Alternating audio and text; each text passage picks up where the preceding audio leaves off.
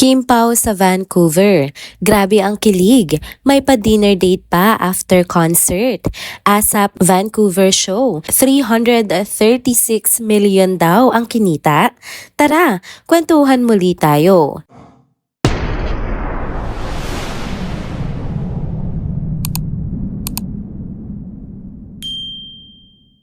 Hello mga ka-trenders! Welcome back muli sa ating channel. Kung bago pa lamang kayo dito, wag nang kalimutang mag-like, mag-subscribe at i-hit na rin ang bell notification para lagi kayong updated sa mga balitang trending at napapanahon. Mga ka-trenders, eto na naman tayo sa isang super kilig na update patungkol sa Kim Pao. Grabe, hindi talaga nauubusan ng moments ang dalawang ito. Kahit nasa ibang bansa, may pa-romantic time pa rin. So ayun na nga, pagkatapos ng concert nila sa Vancouver, imbes daw na sumama sa after party kasama ang ibang kapamilya artists, nagsulo raw itong sina Kim Chiu at Paolo Avellino. Gaya ng dati, mukhang mas gusto nilang maglaan ng oras para sa isa't isa. Ayon nga sa ating source online, hindi na sila dumiretso sa party at dumaan na lang daw sa isang kilalang fine dining restaurant sa city para mag-dinner. Romantic match, 'di ba? May isang kababayang Pinoy pa nga daw na nakakita sa kanila at syempre agad niyang na-share ang nakita niya sa kapwa Pinoy hanggang sa makarating na nga daw sa mga Kim Paulandia ang nasabing date. At ayun na, kumalat na naman ang balita. Pero honestly, hindi na rin tayo nagugulat dito kasi tuwing may show nga sila abroad, laging may ganitong sweet getaway ang dalawa. Kung matatandaan nga natin, ganito din daw ang peg nila noong nag-show sila sa England. After ng concert, imbis na makihalubilo pa sa mga co-stars, mas pinili nilang mag-relax at mag-date quietly. Alam mo yung tipong kami muna, ganon? Kaya naman consistent talaga sa lahat ng trips. May mga pa-running sa umaga, tapos may pa-fine dining sa gabi. Lodi talaga pagdating sa work-life balance with kilig on the side. At speaking of the show, grabe rin yung concert nila sa Vancouver. Isa daw yun sa pinakamahal na ticketed show ng weekend na yon. Imagine, halos $200 per ticket. Depende pa yan sa upuan ha. Pero kahit ganun kamahal, sold out pa rin ang dalawang show. Ganun nga kalakas ang hatak ng Kim Pao at ng kapamilya artist sa abroad. Pero syempre, hindi rin maiwasan ng konting reklamo. May mga fans daw na hindi pa nakakapasok sa venue nung nagsimula na ang concert. Tapos umulan pa ng araw na yon kaya medyo nabasa yung mga nakapila daw sa labas. Pero kahit ganun, sabi ng mga nakapanood, sulit daw talaga. Kasi pag lumabas na sa stage ang Kim Pao, wala na. Lahat nakalimot na sa ulan at pagod. At syempre, pagkatapos nga ng performance, hindi rin nagpahuli ang mga Kim Paulandia sa social media. Ang dami nilang reactions. Puro kilig, puro good vibes. Ang common comment nga online ay iba nga daw ang chemistry ng Kim Pao. At totoo naman, kahit sa stage o off-cam moments, ramdam ng lahat yung connection nila.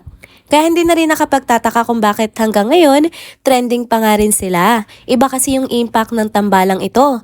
Natural, effortless, at genuine yung sweetness. Hindi mo kailangan pilitin kasi halata naman sa kilos at tinginan nila na sobrang komportable na nga sila sa isa't isa. So ayun mga ka-trenders, mula sold out concert hanggang sa intimate dinner date, Kim Pao na naman ang bida sa kilig. Habang yung iba nagpa-party, sila naman nag-dinner for two. Parang romantic movie lang, 'di ba? Kaya kung ganito lagi yung mga ganap nila abroad, siguradong busog na busog sa updates ang mga Kim Paulandia. Walang duda, sa bawat bansa na pinupuntahan nila, may bagong memories na naman silang nadadagdag sa karera at syempre sa kanilang special bond. Kaya talagang nakakatuwang sundan ng Kim Pao kasi kahit saan sila dalhin ng trabaho, laging may hatid na saya, kilig at good vibes. Next topic naman tayo mga ka-trenders. Grabe, ito na talaga ang pinag-uusapan ngayon. Ang super successful na Vancouver show kasama nga sina Kim Chiu at Paolo Avellino. As in sobrang bongga raw ng kinita mga ka-trenders. Ayon mismo sa mga Kim Paulandia na nakapanood doon, kumita ng todo ang show nila sa Canada. Imagine mo ha, isang show pa lang umabot na raw sa milyon-milyon ang kita. May nagkwento pa na nasa 200 $350 Canadian dollars ang ticket kada isa. Kung i-convert mo yan, mga nasa mahigit 10,000 pesos. Kaya kung imumultiply mo sa 16,000 capacity ng venue, naku, lagpas 168 million pesos agad ang kabuuang kita. Pero teka, hindi naman lahat ng upuan na gamit kasi may mga tinatawag silang dead spots. Yung bang parte ng venue na hindi ganun kaganda ang view o sound, kaya binakante na lang. Pero kahit ganun, halos puno pa rin daw ang arena. At dahil 2 show pa yung ginawa nila, pag pinagsama mo yan, aabot talaga sa mahigit 336 million pesos ang total.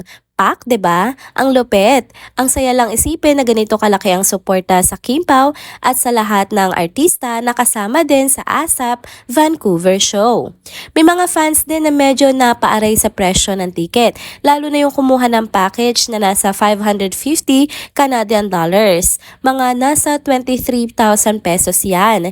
Pero alam mo yung kahit mahal, go pa rin kasi kasama doon ang meet and greet at VIP section. Pikit mata pero happy naman kasi worth it talaga. At kung fan ka nga nila Kim at Paolo, gets na gets mo na kung bakit, 'di ba? Kasi iba yung energy nila sa stage. Yung simpleng titigan lang nila, may spark na agad. Kaya naman busog na busog sa kilig ang mga Kim Paulandia. Lalo na yung mga galing pa sa US na tumawid ng border para lang mapanood sila ng live. Effort level number 100 pero sulit daw lahat. Hindi lang mga Kim Pao fans ang nandun ha, may iba't ibang fandom din ng mga artistang kasama sa show. Pero sabi ng mga nanonood, obvious talaga, Kim Pao ang crowd favorite. Tuwing may pa-sweet moment o simpleng ngiti lang ni Paolo kay Kim, ayun, sabog agad ang sigawan ng buong venue.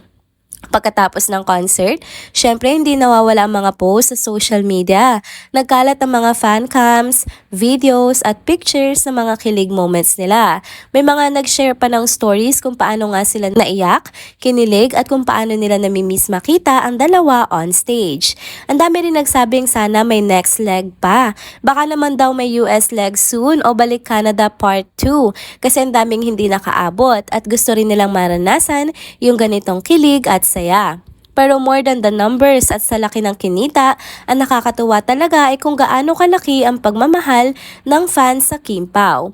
From the ticket purchases, travel at effort na pumila sa meet and greet, ramdam mo na all out ang suporta ng fandom. Kaya naman mga ka-chenders, isa lang ang masasabi natin, Kim Pao talaga ang panalo. Hindi lang sa acting ha, kundi pati sa puso ng mga fans. Yung chemistry nila, walang kupas. Parang bawat tingin may spark at bawat performance may magic. At kung ganito palagi ang energy nila sa bawat event, nako ha, hindi na nakakagulat kung bakit hanggang ngayon sila pa rin ang ultimate kilig king and kilig queen ng mga fans saan mang parte ng mundo. And there you go mga ka-chenders, dito na po muna nagtatapos ang ating isa na namang trending video update. Salamat sa inyong pagsubaybay at pagsama sa akin hanggang sa dulo ng video na ito. Pero bago kayo umalis, huwag niyo pong kalimutang mag-like, mag-comment, mag-subscribe at i-hit na rin ang bell notification para lagi kayong updated sa mga balitang trending at napapanahon. Kita-kits po sa susunod na video. Paalam!